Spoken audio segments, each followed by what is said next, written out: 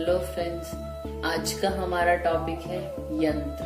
ठीक है, यंत्र का 15 मार्क्स का क्वेश्चन जैसे ऐसे आ सकता है कि यंत्र की संख्या, प्रमाण, गुण, दोष, कर्म या उनके प्रकार लिखते हुए पायना विधि का वर्णन करें, या फिर यही आ सकता है कि संख्या, प्रमाण, गुण, दोष या कर्म का वर्णन करें। ठीक है, तो सबसे पहले आपको पता होना चाहिए कि यंत्र की संख्या कितनी है। आचार्य सुश्रुत बोलते हैं यंत्र शतम एकोत्तरम। शतम यानी 100 है और एकोत्तर यानी एक ज्यादा यानी 101, 101 यंत्र बताए आचार्य सुश्रुत ने। ठीक है, फिर इनके प्रकार है तानी षट प्रकार। कितने टाइप्स के होते हैं यंत्र? 6 प्रकार के। कौन कौन से? तद्यथा स्वस्तिक यंत्राणी, पहला है स्वस्तिक यंत्र।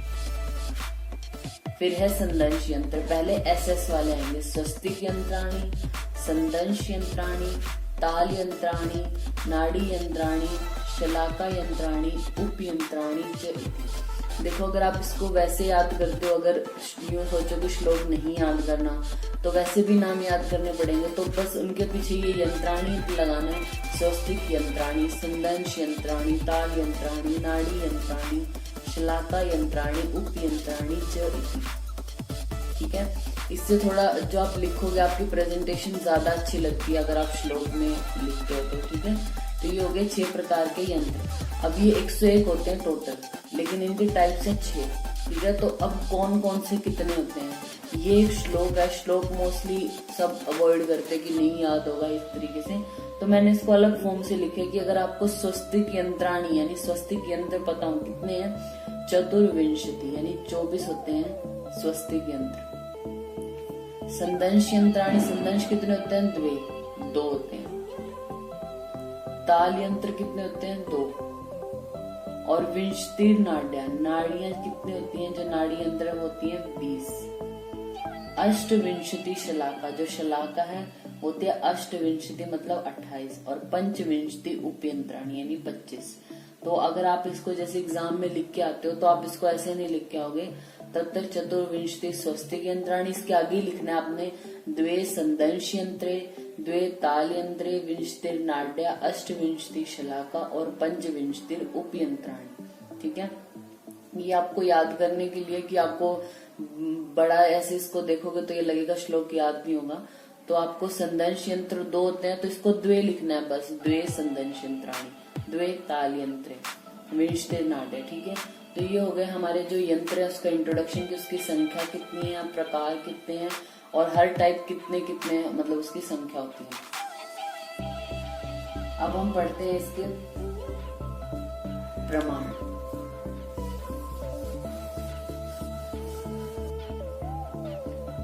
स्वस्तिक यंत्र के लिए बोला है कि जो प्रशस्त जो स्वस्तिक यंत्र है वो होता है 18 अंगुल प्रमाण। ठीक है, संदंश यंत्र के लिए बोला है कि होता है 16 अंगुल प्रमाण। और ताल यंत्र के लिए बोला है 12 अंगुल प्रमाण। ठीक है, और नाड़ी यंत्र के लिए बोला है कि जो श्रोतस है ना उनके आकार के अकॉर्डिंग जो वेग होनी चाहिए, वो जिस भी स्रोतस में प्रयोग करना है उसके अकॉर्डिंग लंबाई वगैरह होनी चाहिए। शलाका के लिए बोला है यथा योग परिणाम दीर्घाणी, जिस भी जगह पे आप यूज करें शलाका को उसके अकॉर्डिंग वो होनी चाहिए। ठीक है, तो मतलब मेन तो जो ये इन तीनों की है 18, 16 और 12 अंगुल। और जो नाड़ी यंत्र और शलाका है कि जिस भी स्रोतस में आप प्रयोग करो उसके अकॉर्डिंग होनी चाहिए। फिर बताते हैं कि जो प्रशस्त जो यंत्र है वो कैसा होना चाहिए? 18 अंगुल लंबा, 18 अंगुल लंबा हो और दोष रहित होना चाहिए। ठीक है, फिर मैं आपको यहीं पे इनके जैसे एग्जाम्पल अभी हमने पढ़े थे, सॉरी संख्या पढ़ी थी कि जो स्वस्तिक यंत्र है वो कितने होते हैं, संदंश यंत्र कितने होते हैं। ये तो आप जैसे अगर आप एग्जाम में लिख के आते हो तो आप उसके कुछ एग्जाम्पल लिख देना, जैसे कि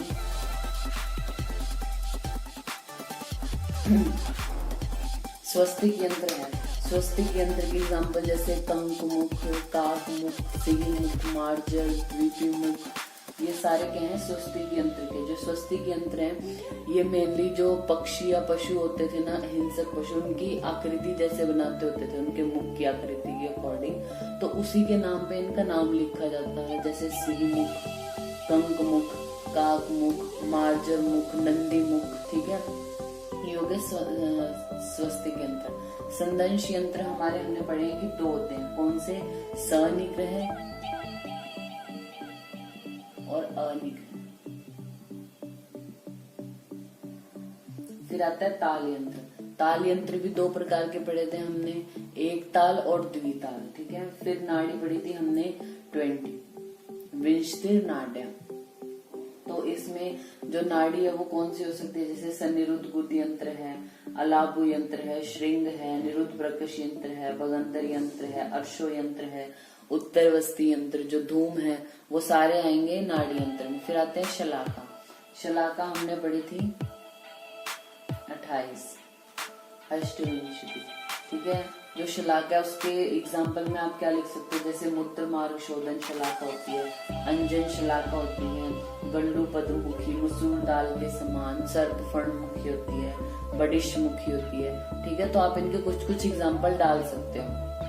जैसे ये 2 ही है तो ये पूरे लिख लो, ठीक है। तो ये संख्या हो गया, एक उनका प्रमाण हो गया, ठीक है। और उनके जो भी टाइप्स हैं उनके फिर फर्दर कितनी संख्या, वो सारा हमने पढ़ा। फिर अब हम पढ़ते हैं यंत्र के गुण।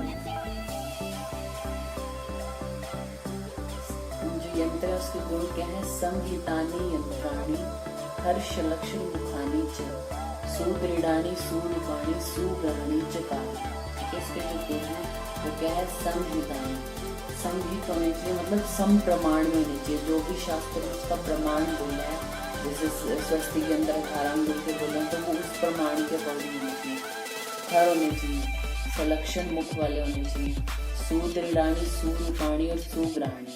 सुदृढ़, दृढ़ होने चाहिए, स्ट्रॉन्ग हो, सुरूपाणी देखने में भी अच्छे हो, और सुग्रहणी यानी जब हम उनको पकड़े, उनको किसी भी एरिया में अप्लाई करें या फिर उनसे कुछ भी करने की कोशिश करें तो उस टाइम हमारे जो ग्रहण है वो अच्छे से हो जाए, ठीक है। यंत्र तो सुदृढ़ाणी, सुरूपाणी, सुग्रहणी से कार्य, ठीक है। तो ये हो गए यंत्र के 6 गुण, ठीक है। अब पढ़ते हैं हम दोष। दोष होते हैं 12। कौन से?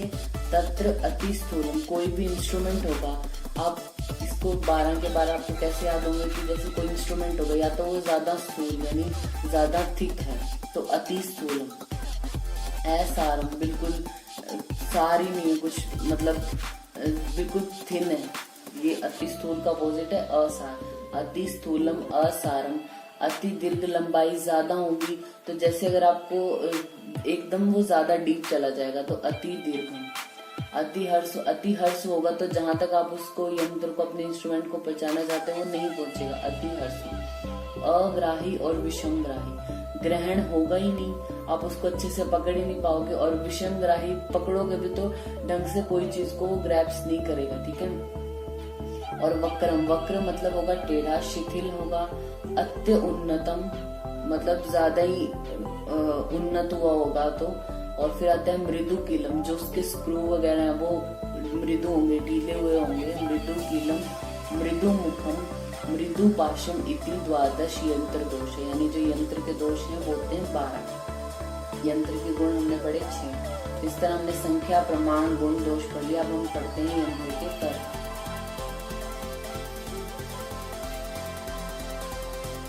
यंत्र के कर्म होते हैं 24। ये कौन से यंत्र? कर्माणि के निर्घातन। निर्घातन क्या होता है? Shaking and then pulling of the शब्द। निर्घातन पूर्ण मतलब उस एरिया को फिल करना, बंधन बाइंड करना, व्यूहन, ठीक है, व्यूहन मतलब रिट्रैक्ट करना उसको। वर्तन क्या है? अप्रोक्सीमेट करना वर्तन। चालन उस चीज को डिस्प्लेस या शिफ्ट करने का काम भी करता है यंत्र। विवर्तन और विवरण, ठीक है, मतलब रोटेशन कराना, विवर्तन। और विवरण क्या होता है? उसको डायलेट करना किसी एरिया को। पीड़न होता है उसको स्क्वीज करना, पीड़न करना। मार्ग विशोधन करना मतलब जो पैसेजेस को क्लीन करना। विकर्षण, आहरण, आंचन, उन्मन। उन्मन होता है उस एरिया को एलिवेट करना, विनमन होता है किसी एरिया को डिप्रेस करना, भंजन किसी चीज को तोड़ने का काम, मंथन चर्निंग मूवमेंट, चूषण, एषण, दारण, रज्जुकरण मतलब स्ट्रेट करना, प्रक्षालन, प्रथमन, प्रमार्जनानी, चतुर्विंशति। यानी यंत्र के कर्म कितने होते हैं? 24। इसको देख के आपको डरना नहीं है। आप ये जो श्लोक है जैसे आपको लिखवाया हो गया, अब आप वीडियो देखते हो तो इसको बार बार अगर आप रिपीट पे ऐसे देखोगे या इसको लिख लीजिए कहीं, तो बार बार अगर आप इस श्लोक को देखोगे तो आपको अच्छे से याद हो जाएगा। क्योंकि आप ये 24 जो नाम है इनको लिखने की बजाय अगर आप श्लोक में इसको लिखते हो तो इफेक्टिव होता है, और वो फिर हिंदी वगैरह कोई ऐसे नहीं देखता। अगर आपने श्लोक लिखा है तो उसका अच्छा इफेक्ट होता है, मार्क्स भी उसी हिसाब से आपको अच्छे मिलेंगे। तो ये हमारा जो यंत्र आता है क्वेश्चन, जैसे संख्या, प्रमाण, गुण, दोष, कर्म, उसके अकॉर्डिंग हमने कर लिया। लेकिन इसके अलावा जैसे स्वस्तिक यंत्र है, इसकी स्पेसिफिकेशन क्या होती है कि जो ये काम तो हर कोई यंत्र करेगा कि निर्घातन बने, लेकिन जो स्वस्तिक यंत्र उसका स्पेसिफिक कर्म क्या होता है? जैसे अस्थि में जो शल्य फंसा हुआ है, यदि अस्थिगत शल्य के उदरनाथ यानी उसको निकालने के लिए स्वस्तिक यंत्र का प्रयोग किया जाता है। फिर आता है संदंश यंत्र। संदंश यंत्र में क्या है? जो त्वक, मांस, सिरा, स्नायु, इनमें जो शल्य है कोई भी, उसको निकालने का काम संदंश यंत्र का होता है। फिर आता है ताल यंत्र। ताल यंत्र में क्या है कि कर्ण हो गया, नासा या नाड़ी, कर्ण, नासा या फिर नाड़ी है, अगर उसमें कोई भी शल्य है तो उसको निकालने का काम ताल यंत्र का होता है। फिर आता है नाड़ी यंत्र। नाड़ी यंत्र क्या? इसके अनेक कर्म होते हैं, मतलब अनेक प्रकार, नानी अनेक प्रयोजना, अनेक प्रकार की होती है और अनेक इसके प्रयोजन होते हैं। क्या प्रयोजन होते हैं? जैसे अगर स्रोतों में कोई शल्य है उसको देखने का काम, उसको जरूरी निकालने का काम, जो स्रोतों का शल्य है उसको निकालने का काम, रोगों का दर्शन कराने के लिए, यानी अगर आपको कोई डिजीज में इंस्पेक्शन करनी है तो उसको दिखाने का काम नाड़ी यंत्र करता है। चूषण के लिए और क्रिया, अन्य क्रियाओं को आसान बनाने के लिए वो नाड़ी यंत्र का प्रयोग किया जाता है। फिर आता है हमारे शलाका यंत्र। शलाका यंत्र भी नाना प्रकारनानि नाना प्रयोजनानि वर्ड आते हैं। ये जो है वो श्रोतोगत शल्य को निकालने के लिए भी, शार या अग्नि कर्म कोई कराना चाहता है तो शलाका की हेल्प से करेगा। अंजन लगाने में शलाका का प्रयोग होता है। मूत्र मार्ग के शोधन के लिए, चूषण के लिए, एषण के लिए, ठीक है, शलाका सॉरी चूषण नहीं, एषण के लिए जो है वो शलाका का प्रयोग होता है। फिर आते हैं हमारे उपयंत्र। ठीक है, उपयंत्र क्या है कि सर्व शरीर में चाहे कोष्ठ हो चाहे धमनियां हो, इनका आवश्यकता के अनुसार प्रयोग किया जाता है उपयंत्र का। ठीक है, तो हमें क्या हुआ था कि हमारे क्वेश्चन आ गया था कि जैसे जो यंत्र हैं ये तो सब याद करेंगे कि कितने हैं, क्या कर्म है, क्या करेंगे, लेकिन हमारे को जो है वो शस्त्र के साथ साथ पूछ के उपयंत्र या फिर उपशस्त्र भी आपको अलग से आ सकता है। ठीक है, तो पहले हम उपयंत्र पढ़ते हैं।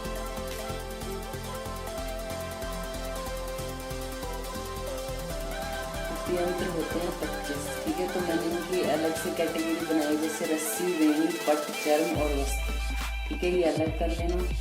शाखा, लता और अंतवर्तल, जो ये है ये जो पेड़ है ये उसके पार्ट है।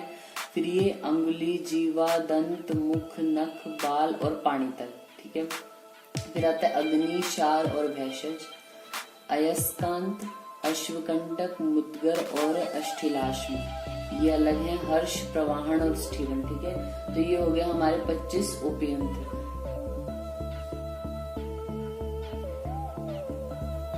इसमें जो अंगुली है, नख, बाल,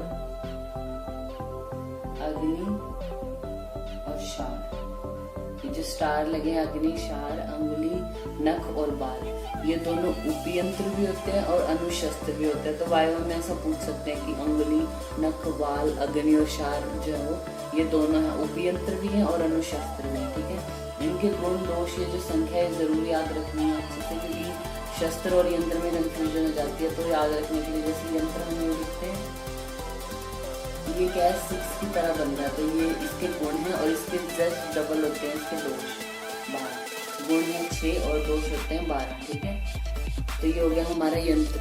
थैंक यू।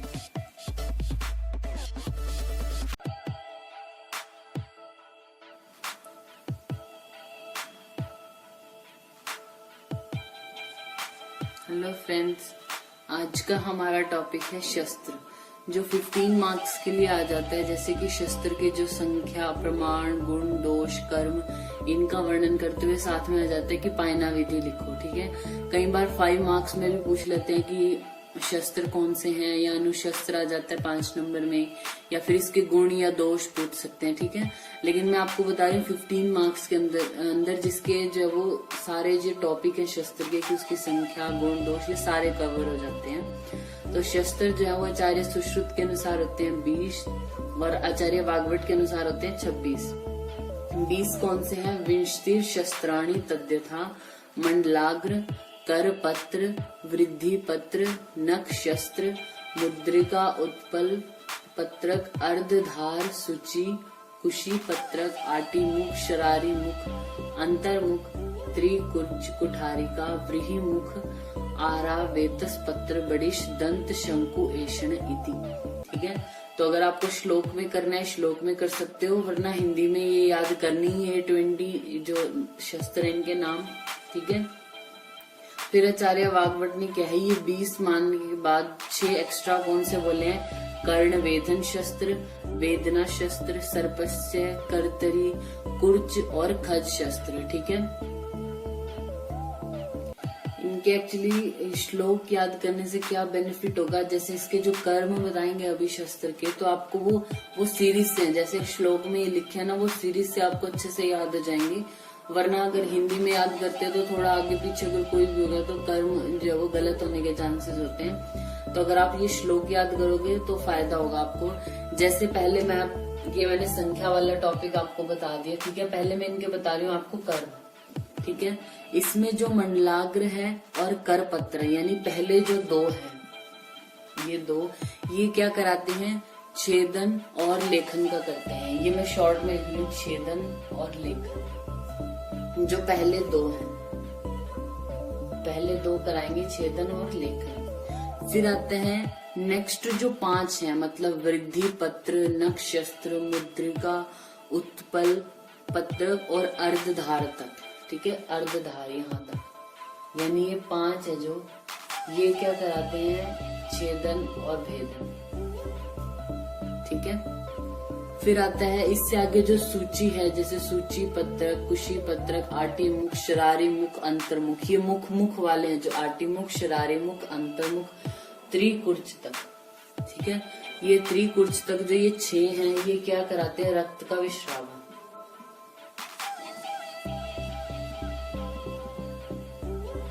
ठीक है, रक्त विश्रावन कराते हैं। फिर उसके आगे जो ये है कुठारिका, व्रीहि मुख, आरा और वेतस पत्र, यहाँ तक कुठारिका, व्रीहि मुख, आरा और वेतस पत्र।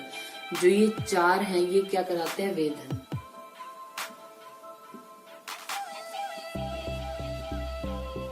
ये 4 कराते हैं वेदन। फिर उसके बाद बच गया बडिश और दंत शंकु। ठीक है, दंत शंकु ये क्या कराते हैं? आहरण का काम करते हैं। ऐषण का काम ऐषण का होता है।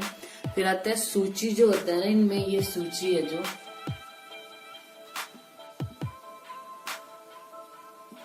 सूची क्या करता है? विश्रावण में भी काम करता है, वेधन का काम भी करता है और सीवन का भी करता है। ठीक है, सूची का जो काम है वो विश्रावण, वेधन और सीवन तीनों कर्म करता है। ठीक है, तो अब हम पढ़ते हैं शस्त्र के प्रमाण। अब हम पढ़ते हैं शस्त्र का प्रमाण। इसमें बताया गया कि जो पहले नख और ऐष्णी होता है उसका प्रमाण होता है 8 अंगुल, जो मुद्रिका है उसका होता है तर्जनी उंगली के प्रमाण, जो प्रथम जो पर्व होता है ना तर्जनी उंगली का, उसके प्रमाण की। फिर आता है शरारी मुख के लिए बोला गया है 10 अंगुल लंबा होना चाहिए, और शेष सभी जो भी शस्त्र इनको छोड़ के वो बताए गए प्रशस्त 6 अंगुल प्रमाण में, ठीक है। फिर हम पढ़ते हैं इनके गुण। शस्त्र के गुण क्या कहे गए, तानी सुग्रहाणी, सुलोहानी, सुधाराणी, सुरूपाणी, सुसंहित मुख अग्राणी, अकरालानी च इति शस्त्र संपद। यानी बोला सुग्रहाणी, ग्रहण करने में अच्छे होने चाहिए, सही होने चाहिए। सुलोहानी मतलब जिस भी लोहे के जो भी जिससे बने हैं वो अच्छा होना चाहिए, अच्छी क्वालिटी का हो। सुधाराणी, ठीक है, धार जो होती है यानी तीक्ष्ण धार वाले होने चाहिए। सुरूपाणी, देखने में भी अच्छे हो। सुसंहित मुख अग्राणी, जो मुख है उनका अग्र भाग है वो भी सही हो। अकरालानी च इति शस्त्र संपद, ये हो गए शस्त्र के गुण। फिर आते हैं शस्त्र के दोष। जैसे कोई भी शस्त्र है हमारा, आपको पता है वो कैसे, ज्यादा स्थूल ना हो, ज्यादा तुच्छ ना हो, ज्यादा लंबा, ज्यादा छोटा, वक्र, कुंठ, खंड, ये क्या है इसके दोष हैं। 8 बोले गए शस्त्र के दोष।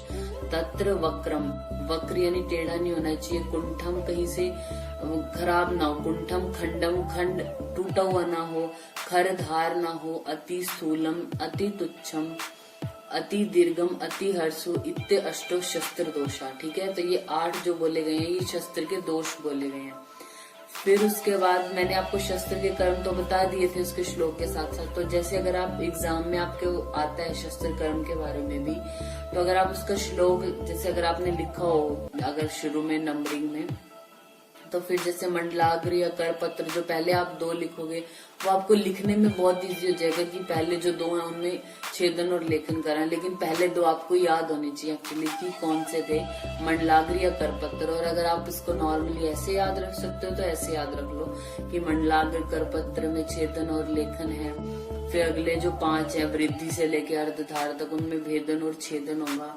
सूची से लेके त्रिकुर्च तक रक्त विश्रावण का काम करते हैं।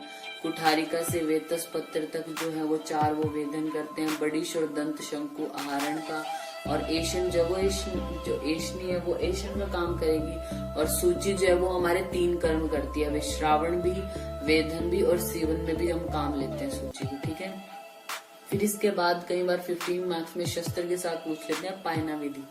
पायना विधि क्या होती है, जो शस्त्र होता है उसकी धार को मजबूत बनाने के लिए उसको अग्नि में तपाकर यानी उसको फायर में जब वो रेड हॉट करके किसी भी द्रव जो लिक्विड है जैसे जल हो गया, तेल हो गया या क्षार जल हो गया, क्षारोदक है, उसमें डुबोते हैं, जिसको हम बोलते हैं पायना विधि। जो पायना विधि होती है वो 3 प्रकार से करते हैं, क्षार पायना, उदक पायना और तेल पायना, ठीक है। जिस भी हम द्रव्य में डालेंगे, ठीक है, तो उसके आधार पर होगा। जैसे क्षार है यानी हमने जो शस्त्र है उसको बिल्कुल रेड हॉट करके, जो वो रेड हॉट करने के बाद अग्नि में एकदम तप्त करने के बाद एकदम उसको क्षारोदक में डालना है। ऐसे द्रव में डालना है जो क्षार से मतलब क्षार हो जिसके अंदर, तो इसका प्रयोग है, इससे तीक्ष्णता आएगी शस्त्र में। तो इसका प्रयोग हम कहाँ करेंगे, ऐसे शस्त्र का प्रयोग शर शल्य अस्थि छेदनेशु, यानी जो शल्य है या अस्थि है उनके छेदन के लिए क्षार पायना जिस शस्त्र का कर रखा हो उसका प्रयोग करेंगे। फिर आता है उदक पायना। उदक मतलब जो अग्नि है उसमें रेड हॉट करने के बाद उदक यानी जल में डुबोया जाता है सीधे ही, तो उस ऐसे शस्त्र का प्रयोग जिसको उदक पायना से हमने मतलब पायना विधि जिसकी उदक में की है उसका मांस छेदन भेदन पाटनेश यानी मांस के छेदन भेदन या पाटन के लिए उदक पायना वाले शस्त्र का प्रयोग करते हैं। फिर आता है तेल पायना, ठीक है, जिस शस्त्र का तेल के द्वारा पायना किया गया हो तो उसका यूज कहाँ आता है, शिरा व्यधन स्नायु छेदनेशु, शिरा में व्यधन और स्नायु छेदनेशु प्रयोग किया जाता है, ठीक है। फिर पायना जब संस्कार यानी पायना विधि जब कर लेते हैं तो किसी भी शस्त्र की धार को ज्यादा तेज बनाने के लिए माश वर्ण की शिला यानी जो पत्थर होगा वो माश वर्ण का होगा, ठीक है, माश वर्ण की शिला का प्रयोग करते हैं। और शस्त्र धार को दृढ़ बनाने के लिए शालमली फलक का प्रयोग किया जाता है, ठीक है। शस्त्र के साथ साथ क्या होता है, कई बार 5 मार्क्स के लिए पूछ लेते हैं अनुशस्त्र के बारे में, ठीक है। तो अब हम पढ़ते हैं अनुशस्त्र। अब आते हैं अनुशस्त्र जो होते हैं वो होते हैं 14। अनुशस्त्र 14 में पहले मैंने इसकी कैटेगरी बनाई जैसे कि त्वक, स्फटिक, कांच और कुरविंद। ये 4 क्या कराते हैं? छेदन और भेदन कराते हैं। सी भी ऐसे ही लिखा है मैंने, इनके साथ साथ आपको कर्म भी याद हो जाएंगे। ये 4 कराते हैं छेदन और भेदन। फिर आते हैं पत्र। 4 पत्र है, शिफालिका पत्र, करीर पत्र, शाक पत्र और गोजीवा पत्र। इनका प्रयोग मुख रोगों में या फिर नेत्रवर्तम के जो भी रोग हैं उनमें विश्रावणार्थ किया जाता है।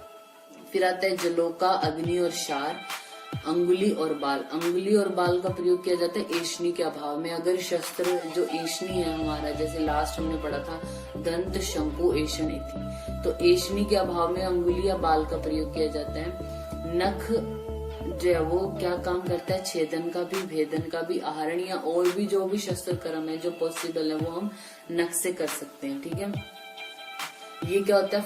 5 मार्क्स के लिए अनुशस्त्र भी पूछ सकते हैं आपको। तो आपको क्या लिखना है? अनुशस्त्र की जो शस्त्र नए होते हुए भी शस्त्र के समान छेदन, लेखन, भेदन आदि कार्य कर सके उन्हें अनुशस्त्र कहते हैं। इनका प्रयोग किसमें किया जाता है? आप इंडिकेशन करके लिख सकते हो कि शिशु होते हैं जो यानी बच्चे हैं उनमें हम शस्त्र प्रयोग नहीं करेंगे तो अनुशस्त्र का प्रयोग किया जा सकता है।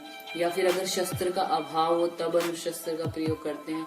या फिर जो शस्त्र कर्म से डरते हैं जो रोगी उनमें कराया जाता है। ठीक है, फिर इनकी संख्या लिखे कि ये 14 होते हैं। फिर इनके नाम लिख सकते हैं। फिर अंत में कर्म आप अलग हेडिंग डाल के कि जो ये 4 हैं ये छेदन और भेदन का काम करेंगे। ये जो पत्र हैं चारों ये मुख और नेत्र, मतलब मुख और नेत्रवर्तन में विश्रावण, जलोका, अंगुली और नख आदि का बता सकते हैं। ठीक है, फिर अंत में आप एक पॉइंट डाल सकते हैं या फिर आपके वाइवो पॉइंट ऑफ व्यू से है। ये मैंने आपको पहले भी बताया है कि जो अंगुली है अग्नि, क्षार, नख और बाल। अग्नि, क्षार, नख, बाल और अंगुली। ठीक है, ये दो और ये यानी ये 5 जो है ये दोनों अनुशस्त्र में भी रखे जाते हैं और उपयंत्र में भी रखे जाते हैं। ठीक है, तो ये हमारा टॉपिक 15 मार्क्स के लिए हुआ कि शस्त्र की पूरी डिटेल यानी शस्त्र के गुण, कर्म, साथ में अनुशस्त्र का वर्णन करते हुए पायना विधि का वर्णन करें। ठीक है, तो ये पायना विधि कई बार यंत्र के साथ भी पूछी जा सकती है लेकिन होती ही शस्त्र के लिए है। ठीक है, थैंक यू।